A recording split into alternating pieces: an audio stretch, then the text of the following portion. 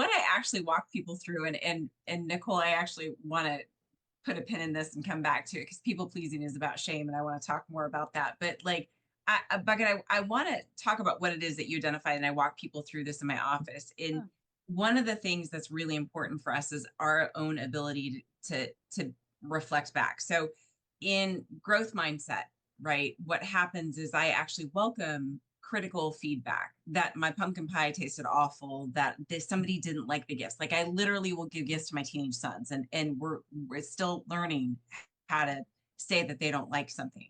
Where I'll hand them something and I'll say, "Do you like it?" And they won't respond, and they won't respond. And okay, I don't think that you like it. That is okay. I will not be offended by that. And then finally, one of them just did this. Mom, I hate this. I don't understand. I like this design, but I hate the orange. Oh, okay, I didn't know. That's really great information.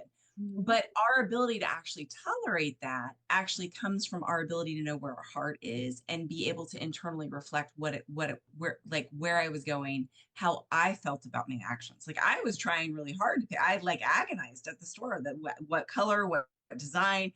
They didn't like any of them. I picked three.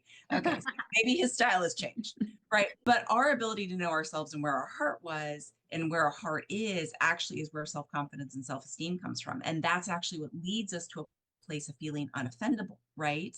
And if I go back and I say, so we have to be able to accept both the good and the bad. So the ability for you to be able to retrospectively say, how do I feel about how I engaged? Did I do anything on purpose to be mean or cruel? Did I walk people through this. Were you cussing at them? Did you name call them? Do you belittle them? Were you trying to make them feel small? Like if you can say yes to any of those, you are being cruel and you need to apologize for that. Right. But Absolutely. if you weren't, the other person's having a feeling, and if you can actually reflect and go, is there anything that I would have changed about what I did? I'm going to give the example of my son picking out sweatshirts. There wasn't, I was being super thoughtful. I'm sure my friends were really annoyed with me because I was spending so much time to be thoughtful because he wouldn't pick up the phone. So I could show him, right? But that actually leads us then to be able to receive critical feedback and not take offense to it.